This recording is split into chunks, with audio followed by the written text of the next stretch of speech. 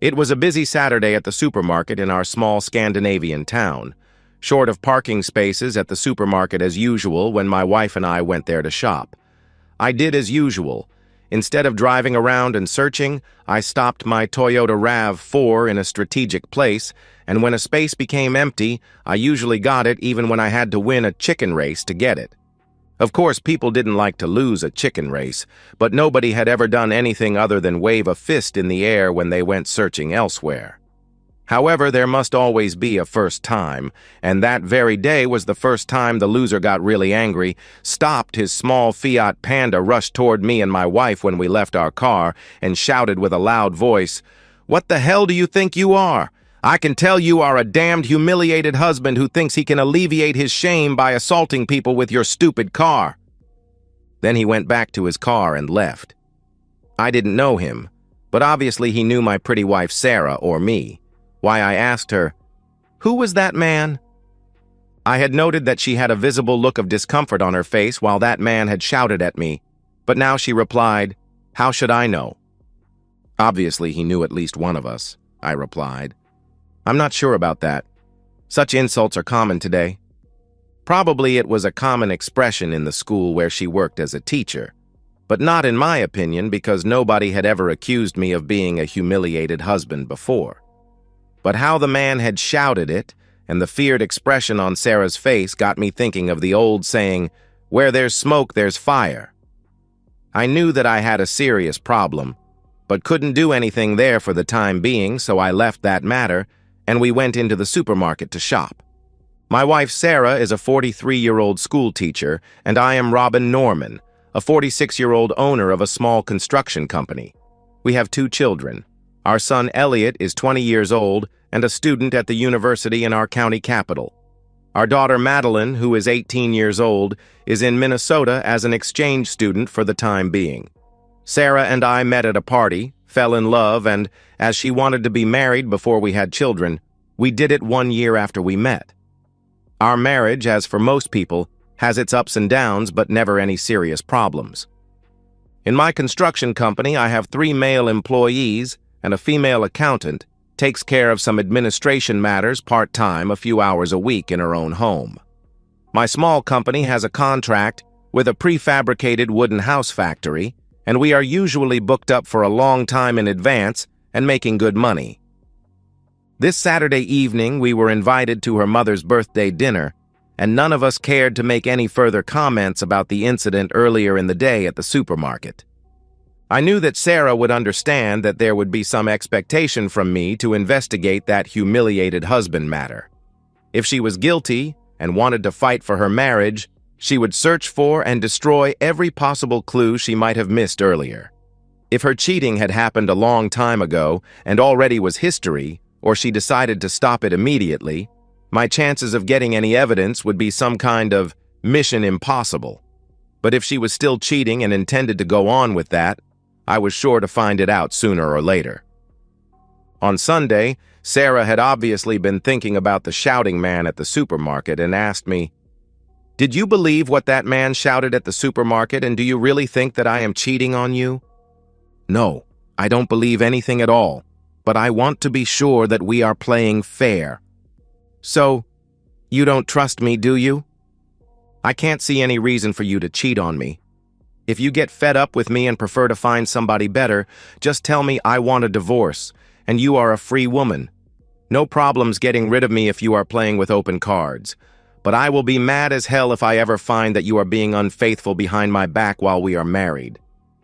I love you, only you, and don't see any reason to think about any divorce. But can't you see how much you have overreacted because some angry lunatic insulted you? I really hope that he was wrong because I will never be a man to forgive a cheating wife." Later that Sunday, I went to a soccer match with 3 friends, and when we were sitting at a pub for a beer after the match, I told my friends what the angry fellow had shouted. I told them that if it was as usual that the cheated husband was the last one in town to know, they could feel free to tell me if they knew anything about Sarah. None of them had anything to say, and everybody took it as a good joke. When one of them promised to ask his wife, the other 2 promised to do the same thing. The next day, I bought 3 voice-operated, very small electronic recorders, and then hid one in Sarah's car, one in the kitchen, and one in the living room. If the lover was somebody outside her school, she might call him from her car. The neighbor's wife used to come in to Sarah now and then for some gossip, therefore the 2 recorders in the house. Humiliated or not, but from now on I was at least a hunting, humiliated husband. Sarah and I had a shared home economy, and because her full-time job at the school meant much shorter days than my job, she took care of paying all our bills and such things in our family, so I seldom cared to look in her ring binders of receipts. I waited until her bowling evening and began a careful investigation as soon as she had left the house. The line-connected phone was in my name, so I had already checked outgoing calls on my personal page at the telecom site and had not found anything of interest. But our credit card bills made me suspicious. The gasoline company bills and all my and the children's card bills were there in good order, but the last 2 months' bank card bills were missing from Sarah's and my shared account. She used to print out a copy of the paying order when she paid the bills via the net, and I could see that they were paid as usual. Without any doubt, that was a clue indicating that something was wrong. Instead of asking Sarah about that matter, I sent an email to the card company and requested copies of the missing bills and prayed to the good Lord that there would be some totally innocent explanation for the bills.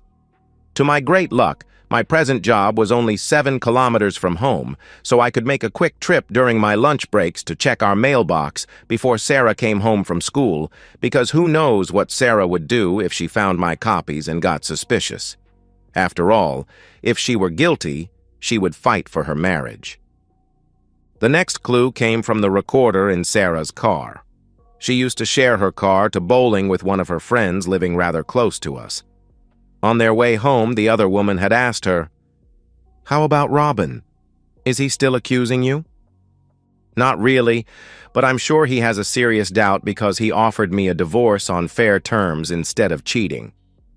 "Do you think about it?" "Of course not. It is not on that level. I love my Robin and have no intentions about dumping him. What would the children think about me if I divorced their father?" "Don't do anything stupid. By the way, did you see the nice gold chain Anne's got from her new lover boy?" Then they began their gossip about Anne, uninteresting to me. I listened several times to their talk, and though no cheating was mentioned, I had the feeling that Sarah would have talked quite differently if she had been innocent.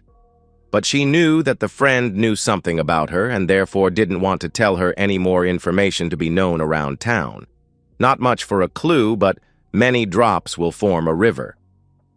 Next Saturday afternoon, there was a top match between 2 of the best teams in the country on the big screen TV at the pub, and as my friends and I had staked some money on the football, soccer pool, we even had something of our own interest to watch.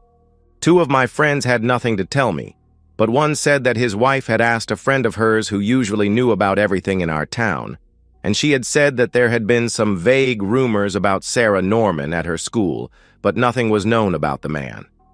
Further one step forward.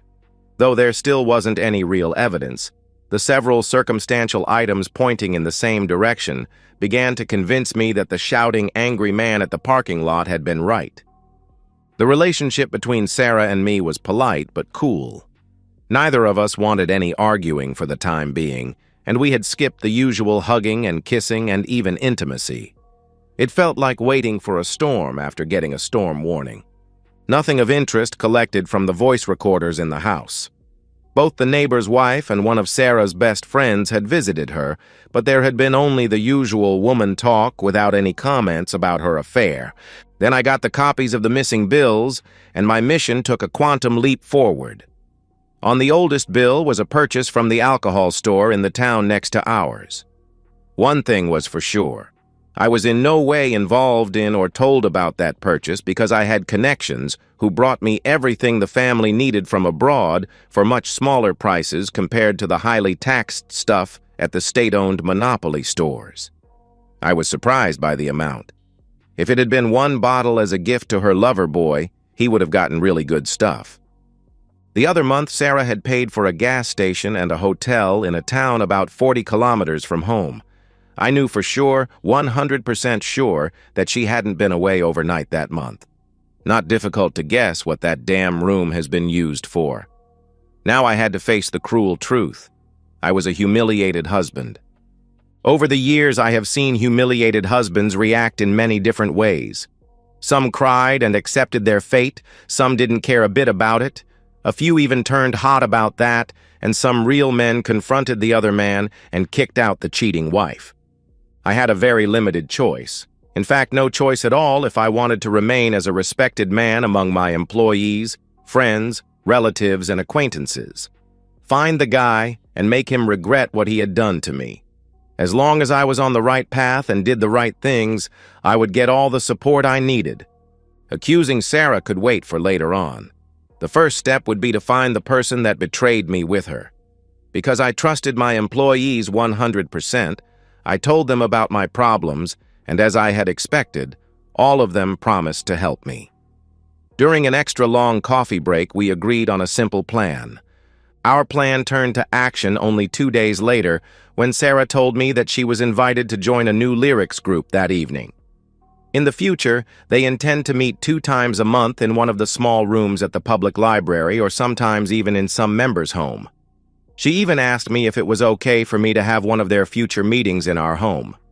Sarah sounded very trustworthy, so I of course told her that I had no objections to that. She had a satisfied look on her face when she thanked me for my understanding. But then I went into the bathroom and pushed the send button on my cell phone, which sent an earlier written message to my employees. To my great relief, none of them were busy with something more important that evening, and all 3 replied that they were ready for action, as we had planned. Sarah left slightly before 6 o'clock and promised to be back sometime between 9 and 10. A few minutes later, a Volvo V70 stopped on the street outside my house. I went out of the house and into the car and left my own car well visible on my driveway.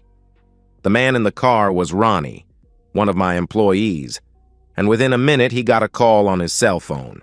He said only, yes, but keep the distance and be very discreet. Did you see the license plate? Yes, good.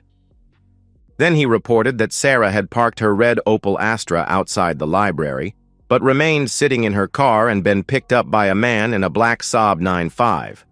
He told me the number and I sent it to the National Car Register as a text message. The automatic reply with the name of the car owner came within a few seconds. To our surprise, it read, Linus Felixson.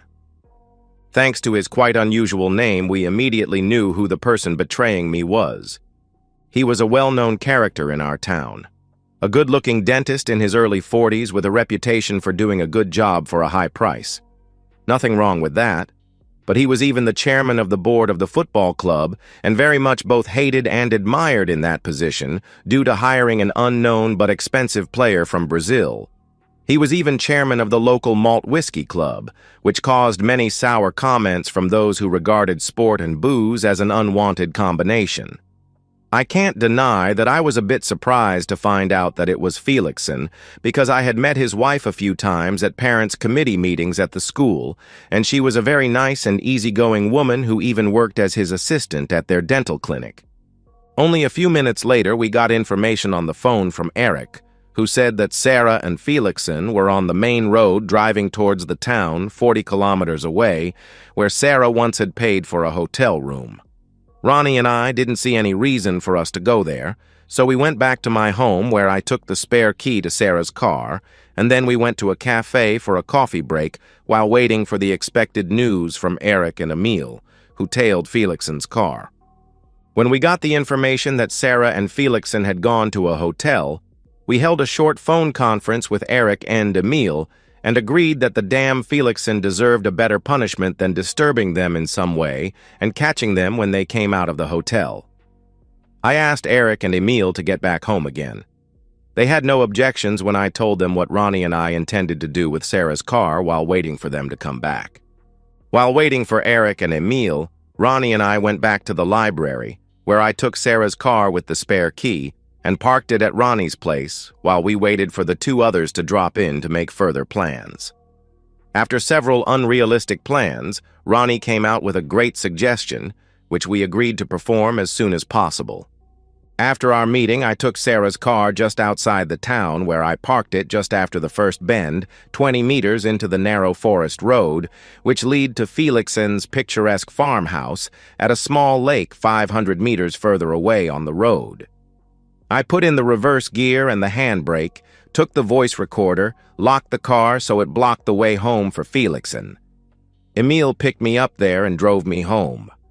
Back home, it wasn't funny to sit down and know that Felixson was with my lovely wife and the mother of my children at that very moment.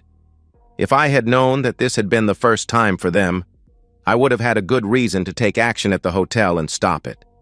But now, when they had already done it before, we didn't want them to get too worried already now, because there were some nice surprises waiting for them. They would see the first one this very evening.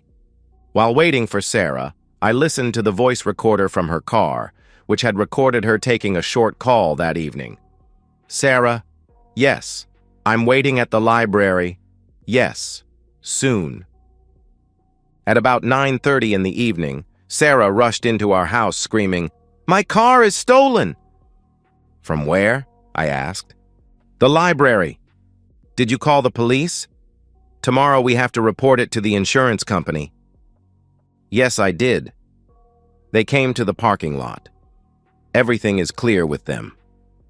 "Did the police bring you home?" I asked. Now she hesitated for a second before she replied, because she suspected that I had seen the black Saab 9.5. "No. It was one man from the Lyrics Circle." "Who?" I questioned. "A dentist whose name is Felixson?" "Linus Felixson. That damn disgusting womanizer who is famous for being with the cheapest women, though he is married to a very lovely, handsome wife. Is that creep really interested in lyrics, or is he there only for his pursuit of women? Be careful with that creep," I replied. Sarah didn't look happy, not at all, and my sour comments about Felixson didn't cheer her up. But before she could think of something to reply, her cell phone began to ring. I took her by surprise, grabbed the phone from her hand when she took it up from her purse, and replied, "Norman." A male voice said, "I want to speak to Sarah." "It is important." "I would like to know who you are and what is so important." "It is about her stolen car," he replied. Sarah had turned ashen gray and feared the worst when she suspected that the caller was Felixson asking for her. Of course, I knew that it was Felixson, but I wanted him to understand that if he wanted to get Sarah's car moved from blocking his road, he had to cooperate with me. "Okay, Charlie. It sounds interesting, but you forgot to tell me who the hell you are. When you have done that, we can begin talking about the car. Are you the damn thief?" "My name is Linus Felixson, and I have never stolen anything in my life." I knew that he hated the nickname Felix people used about him because there was a stupid cat in comic strips and animated films with that name. Stolen or cheated, he had betrayed me with my wife this very evening, so I continued, "Okay, Felix, let's talk about the car." He took the humiliation and replied, "It is parked on the road to my house and blocking the road." "How do you know that it is Sarah's car? There are many red Astras in this town. Opel Astra is a popular small GM car. Have you called the police and told them that you found the car?" Sarah looked ready to begin puking at the excitement, and I began to fear that she would confess, which didn't fit in our plans. Obviously, it was high time for me to calm down a bit. "It maybe sounds weird to you, but I promised Sarah to search for her car at a few places after taking her home." "No, I haven't called the police, because I wanted to talk to Sarah first." That sounded sensible, so I replied, "I'm Sarah's husband and shall handle this matter from now on. Just stay where you are and give me your number so I can call you back after I've talked with the police." He gave me the number on his cell phone. I checked Sarah's phone for it, but she didn't dare to have it stored. I never asked him how he could know Sarah's number because that information is easily available from the net operator. The look of fear or remorse still remained in Sarah's face when I told her, "It was the unpleasant Felixson. He has found your car on the road to his house." For some reason, she didn't look much happier when she heard the information that Felixson had found her stolen car. I didn't call the police because they could be curious as to why the car was left locked and without any visible damage after the theft. Of course, I had preferred to have Felixson's road blocked for a much longer time with her car, but hopefully, he had already had some bad feelings about it. I asked Sarah if she knew where Felixson lived, but she noted the trap and responded negatively after a slight hesitation. I called Felixson with Sarah's cell phone, but he suspected it was me calling and didn't reply with anything like, "Hello, darling." However, he told me where to find him. When we got there, Sarah told me that she would get out and take her car, but I had no intentions of letting the lovebirds talk there and then, so I said to her, "No need for you to get out. Just take my car home. I have to talk with Felix and take some photos for the police of your car." Felixson told me he had not the slightest idea why the car thief had parked Sarah's car on his road. After pretending to examine the car for a while and taking some pictures, I left in it. Sarah's cell phone rang 10 seconds later and I replied, "Robin." It was a surprised Felixson who asked if I had called the police. I said, "Yes, of course," but didn't do that before standing on my driveway. The police swore at me for taking the car and destroying all the clues they might found in it after the thief, and therefore they closed the case. The next morning, my employees had a good laugh when they were told about the solution of Sarah and Felixson's car problems last evening. Sarah wasn't very happy when we met at home after work. Obviously, she had talked with Felixson during the day. Both of them must have understood that her car moved to his road was caused by their affair. At 9 o'clock on the first Monday morning after Sarah's lyric circle, Ronnie went past Felixson's clinic and saw his black Saab parked outside. Parked at the town square, he phoned the clinic, and when Mrs. Felixson replied, he just said, "Sorry, wrong number." Now we were ready for action.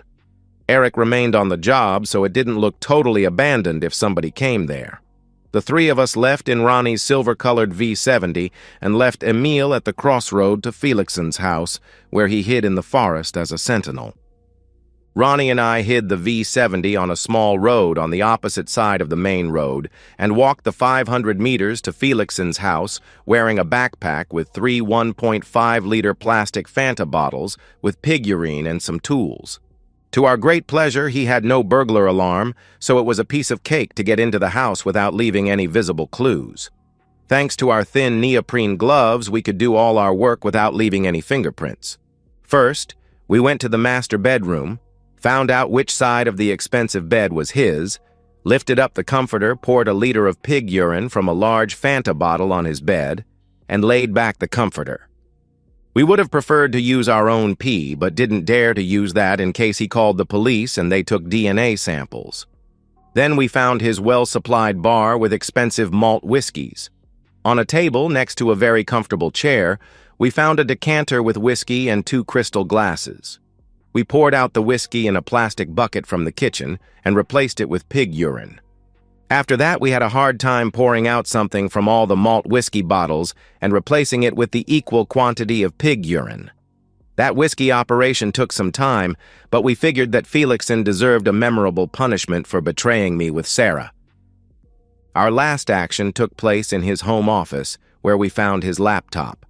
Ronnie had made a special cord, which led 220 volts, standard in Europe, into USB outlets, and caused some smell of burnt plastic before it blew the fuse for his office. We didn't find any home-burned CD or DVD, only one USB memory in a drawer, which I took. Then we left his soon-to-be, hopefully not-so-happy home. Back at the job site, we worked as usual, and for the first time since I came to know who betrayed me with my wife and crushed my marriage, I began to feel in a better mood. My employees did their best to cheer me up by talking about that guy sitting in his comfortable chair drinking pig urine from his crystal glass. Ronnie checked Felixson's clinic even the next morning, and he was there as usual but could hardly have slept in his messed-up bed. Now he must understand that he was the target for some kind of well-planned action, and hopefully, he even feared that there would be more to come. We could hardly think that he had called the police for his messed-up bed and whiskey. He knew that the police reported everything to the local newspaper, and the sort of crime and identity of the victim would soon be known and make him a laughingstock in town. Therefore, he was left sweating for a while, but the next action was probably already planned. Even I was sweating during my investigation of the USB memory stick we found in Felixson's drawer. It contained pictures taken with a cell phone camera. Many of them were uninteresting for me, but there were several pictures of Sarah. Some pictures of her stripping, some of her naked, and some of her in compromising positions. One of the pictures was very good. It showed a lot of her naked body, and she looked at the camera. The best thing was the time and date, which said that the picture was taken during her lyric circle evening. I burnt it on a CD, gave it to Ronnie, and asked him to send me a copy in an anonymous letter. As expected, Sarah had no lyric circle meeting the next week, and when I asked her why not, she told me that she intended to skip it forever because it hadn't been as interesting as expected. The next action had taken place when Felixson was on his way home from a late board meeting at the local football club. According to what he had told his wife, she told the police and the local newspaper what happened to him. 100 meters into the forest road, he had to stop his car for a plastic cone blocking the road with a sign saying, "Warning, accident," and a flashing red light. Only a second after he had stopped, the car door was opened, and he was dragged out of the car by two men in black overalls and black ski masks. Out on the road, he was severely beaten and had his right arm broken. This time, his wife called both police and ambulance. But the two policemen who visited him at the hospital the next morning had not gotten any useful information from a very frightened Felixson, and the local newspaper reported that it seemed to be disagreements about sport gone too far. To my surprise, the police did not connect me with any questions about Felixson, and that wouldn't have been of any help to them, because I had spent that very evening at home with Sarah and her sister, who had visited us to talk about their mom's birthday. However, assault on a road is a serious crime, and if Mrs. Felixson had told them about her husband's affair after I told her about it, I was sure to get a visit. But if she thought that he deserved the punishment, she would probably keep quiet and let the police keep the case in their high pile of unsolved cases without any clues. Sarah was in a highly visible bad mood during the few days after she had read about Felixson's fate in the local morning newspaper. I didn't do anything about our relationship during these few days. But then I took a day off from the job to take care of some necessary matters in town. Sarah was surprised when she saw that I was at home, casually dressed, when she got home from her job at the school slightly after 3 that afternoon. I had already made coffee and asked her to sit down in the living room to talk about some matters. As soon as she was sitting down, I asked her, "I saw that there were 2 credit card bills missing in the ring binder. Why?" "Because they are not correct, and I have complained." "Why haven't you told me about such a serious problem?" I asked. "Because I expected to get it solved without any problems." I took up copies of the 2 bills from my briefcase and gave them to her and said, "Could you please tell me what is wrong in them?"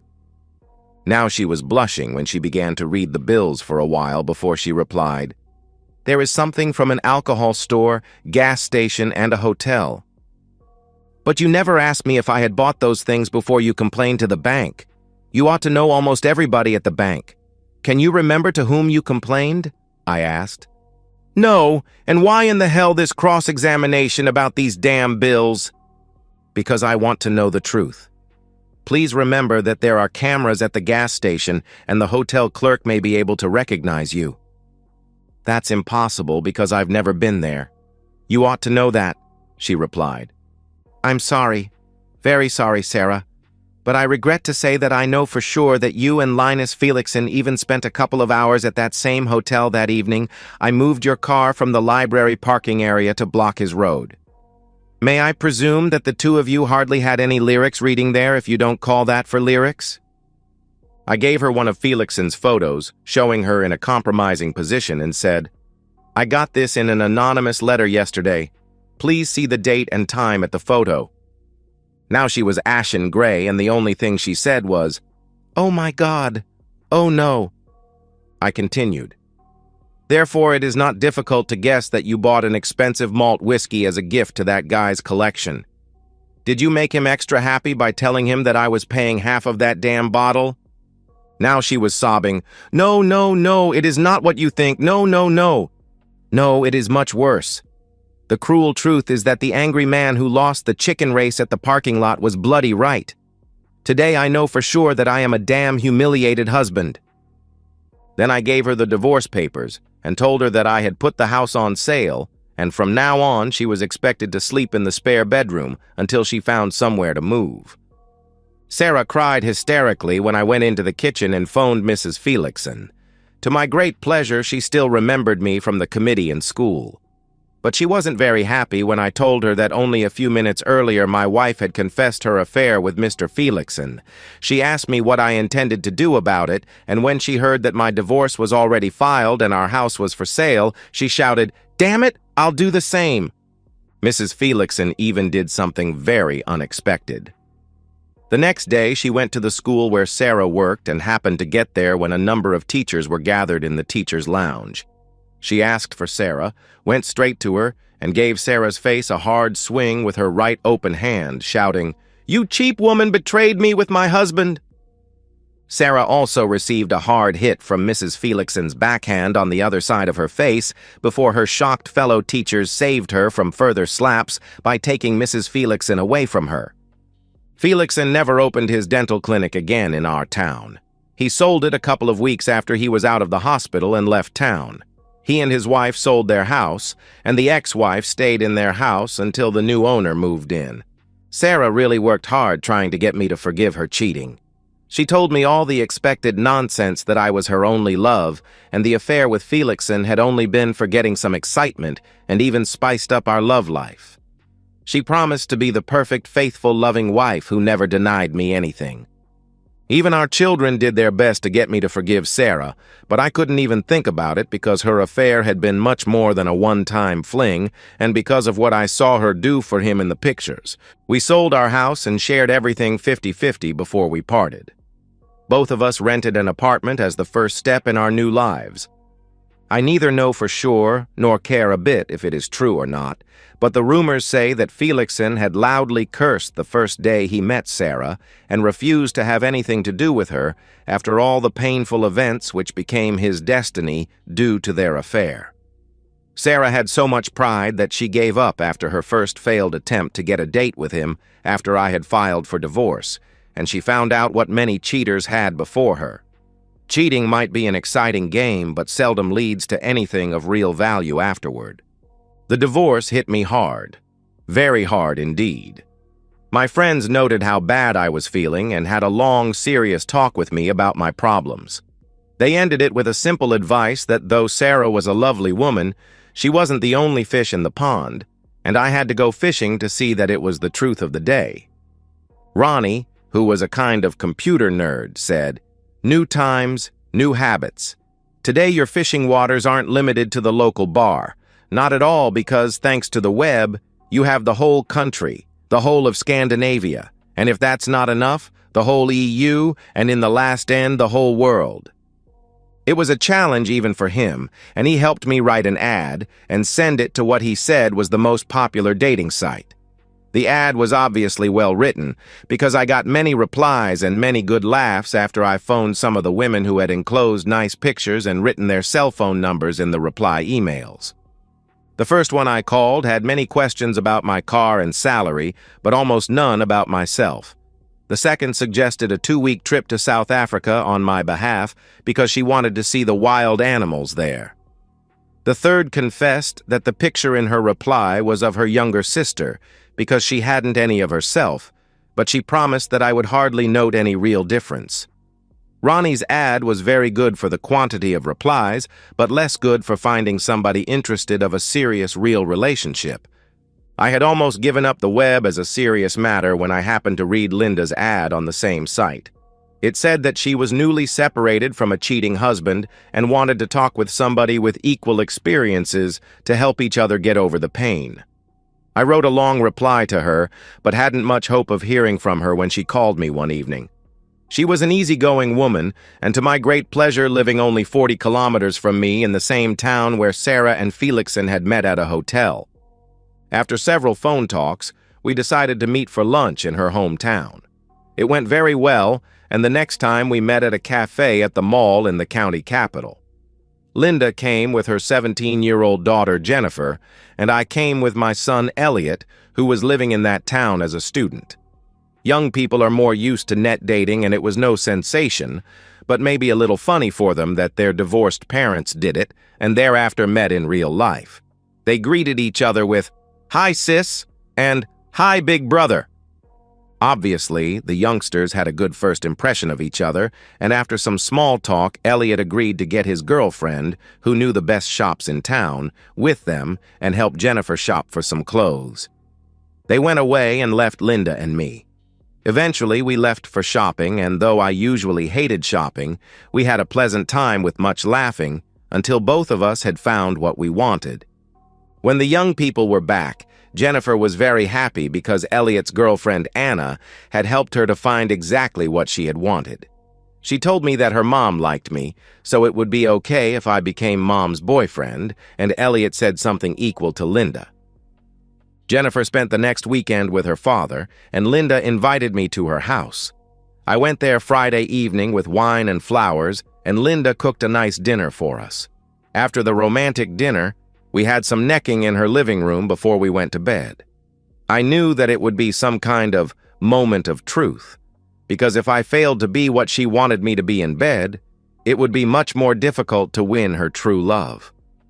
I chose to make it slow and tender instead of being too intense, and it was clearly the right decision because Linda experienced deep satisfaction multiple times that night. In the morning, she told me that she was very happy she met me and she was in love with me. The night had been much better than expected even for me, and as I already had warm feelings for her, I told her, "I love you, Linda." Of course, if I'd been in the position to decide my future, my first choice would have been to continue a happy marriage with Sarah. But she canceled all such possibilities, and I still don't know why and how she began her affair with Felixson. All I knew was how it ended. Who was the angry man who shouted "humiliated husband" at me in the parking lot? Please don't ask me because I've never seen him after that. My only guess is that he somehow knew Sarah. Today, Sarah has left our town for a teaching job in the county capital where she is living together with an accountant. I have never met him, but Elliot says that Mom's boyfriend seems to be okay both in his opinion and even Anna agreed with him. Though we were in love, both Linda and I know that it would need a lot of compromising to create a good long-lasting relationship and new marriage with two middle-aged divorced people, but we know that we can and will fix it. That's for sure. And that's the end of today's story. If you enjoyed it, please give this video a thumbs up and drop a comment below. Your support helps the algorithm push my content further. If you're new to the channel, don't forget to hit that subscribe button. It really helps me keep creating more stories for you. Thanks for watching, and I'll see you in the next one.